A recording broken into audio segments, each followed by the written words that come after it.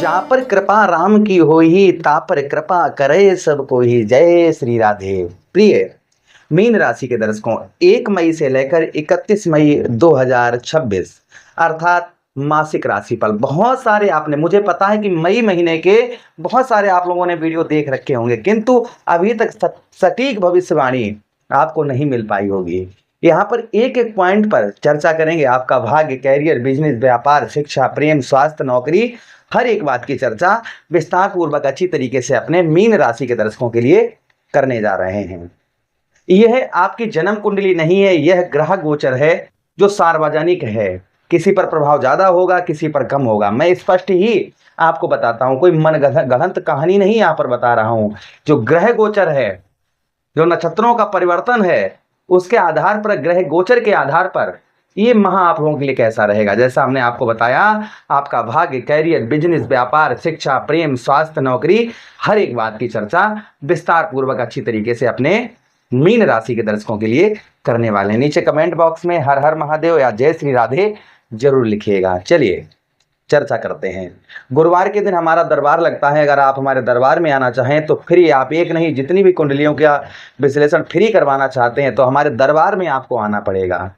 गुरुवार के दिन हमारे गुरु जी की समाधि है, उस समाधि पर आइएगा जहां पर दरबार लगता है, वहां पर आपको आपकी कुंडलियों का फ्री एनालाइज होगा। उसी के साथ ही साथ में राम कथा, श्रीमद् भागवत कथा या कोई अन्य उत्सव पर आप हमें बुलाना चाहें तो आप अपने यहाँ हमको बुला भी सकते हैं। चलिए अब चर्चा करते हैं। सबसे पहले यहाँ पर हम आपको जो बताने वाले हैं वो बहुत ध्यान से सुनिएगा। क्या बताने वाले हैं?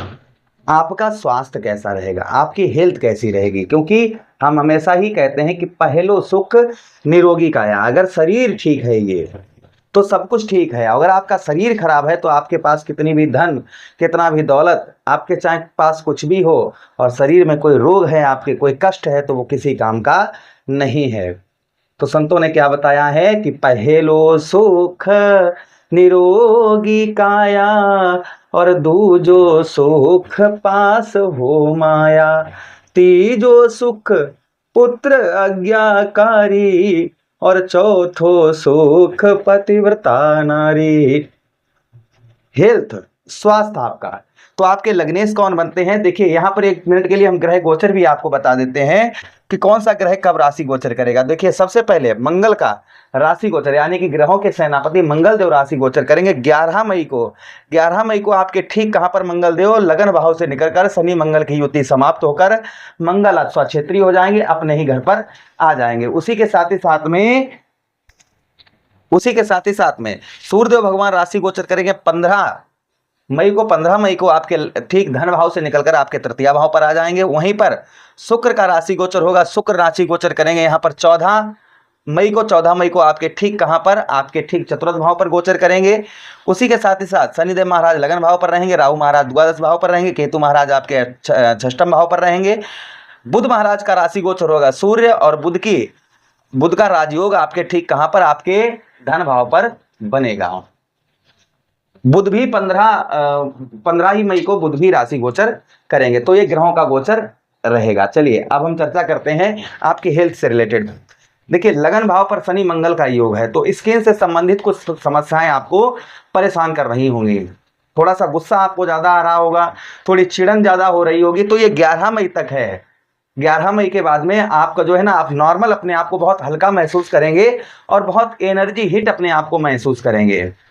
शनि मंगल दोनों क्रूर वृत्ति के ग्रह हैं, लगन भाव पर आपके बैठे हुए हैं, इसलिए काफी दिनों से लगभग 2 महीने होने जा रहे हैं। तो आपको जो है ना, आपको आलस्यपन, साथ ही साथ में जो है ना बहुत ज्यादा छोटी छोटी बातों पर गुस्सा बहुत ज्यादा, चिड़न बहुत ज्यादा, ये बहुत ज्यादा हो रही थी। तो ये आपकी कम होती हुई मतलब समाप्त हो जाएगी 11 मई के बाद में।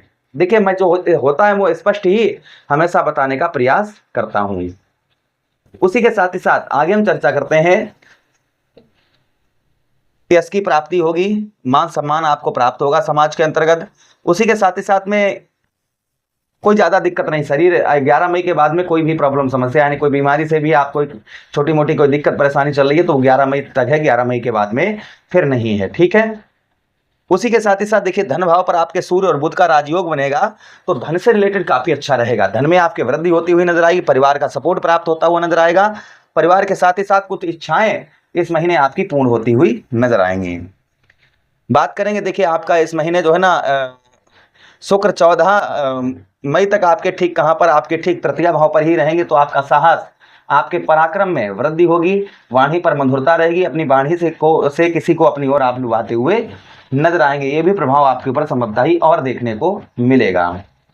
उसी के साथ ही साथ आगे हम चर्चा करते हैं, गुरु आपके चतुर्थ भाव पर ही है, केतु आपके षष्ठम भाव पर थोड़ा सा प्रबल माघा नक्षत्र में होने जा रहे हैं, इसलिए इस महीने में आपको शत्रुओं पर भी विजय प्राप्त होती हुई नजर आएगी। शत्रुओं के साथ ही साथ में नौकरी से संबंधित हो रही परेशानियां वो भी आपकी संभवतः ही दूर होती हुई नजर आएंगी। उसी के साथ ही साथ पढ़ाई लिखाई स्टूडेंटों के लिए लव लाइफ कैसी रहेगी, तो पंचम भाव आपके चंद्रदेव बनते हैं, 2.25 दिन में राशि परिवर्तन कर जाते हैं। तो यहाँ पर किसी अशुभ ग्रह की दृष्टि नहीं पड़ रही है, ये भाव आपका सुरक्षित है, लव लाइफ ठीक रहेगी, चिंता की बात नहीं है, बुद्धि भी अच्छी कार्य करेगी।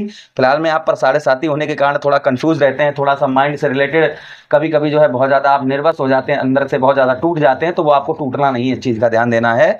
लव लाइफ ठीक रहेगी। दाम्पत्य वैवाहिक जीवन की बात करते हैं तो शनि की दृष्टि पड़ रही है, मंगल की दृष्टि जा रही है, तो दाम्पत्य जीवन में हो रही परेशानियां, लड़ाई झगड़े, ये आपके संभवतः ही अगर काफ़ी दिनों से हो रहे हैं तो ये भी 11 मई तक हैं। 11 मई के बाद में ये चीज़ें सारी आपकी सुधरती हुई नजर आएंगी, ये प्रभाव आपके ऊपर संभवतः ही और आपको देखने को मिलेगा।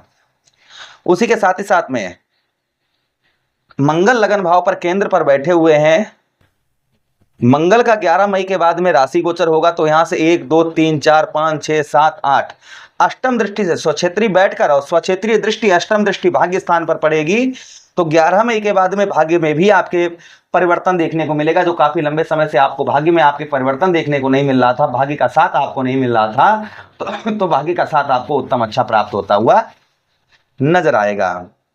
उसी के साथ ही साथ पूजा पाठ और धार्मिक कार्यों में इस महीने आपकी रुचि जो है वो काफी उत्तम, काफी अच्छी लगती हुई नजर आएगी। उसी के साथ ही साथ बात करेंगे हम आपके बिजनेस व्यापार को लेकर। देवगुरु बृहस्पति की दृष्टि, सप्तम दृष्टि से देवगुरु बृहस्पति देख रहे हैं अपने ही घर को, तो संभवतः ही मान के चलिएगा कि व्यवसाय व्यापार के क्षेत्र में इस महीने उन्नति होती हुई नजर आएगी, कैरियर में आपके वृद्धि होती हुई नजर आएगी। उसी के साथ ही साथ नौकरी से संबंधित हो रही परेशानियां भी इस महीने आपकी दूर होती हुई नजर आएंगी। कर्म का, मेहनत का फल आपको उत्तम अच्छा प्राप्त होता हुआ नजर आएगा।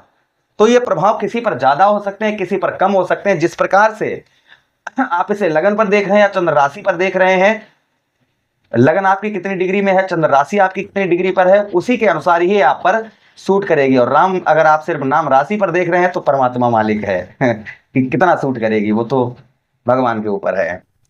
चलिए उपाय की बात करते हैं कि आपको क्या उपाय करने चाहिए। सबसे पहले गुरुवार के दिन विष्णु सहस्त्र नाम का पाठ करिएगा, रोजाना केले के जड़ पर हल्दी डालकर जल चढ़ाइएगा। सोमवार के दिन कच्चे दूध से शिवलिंग पर अभिषेक करिए। एकादशी पूर्णमासी के दिन चंद्रमा को, चंद्रदेव को चांदी के पात्र में अर्घ दीजिएगा। उसी के साथ ही साथ मंगलवार वाले दिन रोटी पर गुड़ रखकर गौ मैया को खिलाइए। और साथ ही साथ में ओम भौम्याय नमः मंगलवार वाले दिन हनुमान चालीसा, सुंदरकांड, बजरंग बाण का पाठ करिए। इसे करने से आपको 100% लाभ अवश्य ही होगा। आशा करना है वीडियो काफी अच्छा लगा होगा, लगा है तो लाइक कर दीजिए, चैनल को सब्सक्राइब कर दीजिएगा। यह प्रोग्राम अपने मित्र यारों के पास शेयर कर दीजिए। आदेश दीजिएगा किसी अन्य प्रोग्राम में पुनः भेंट करेंगे, तब तक के लिए राधे राधे, हरे कृष्णा, प्रणाम।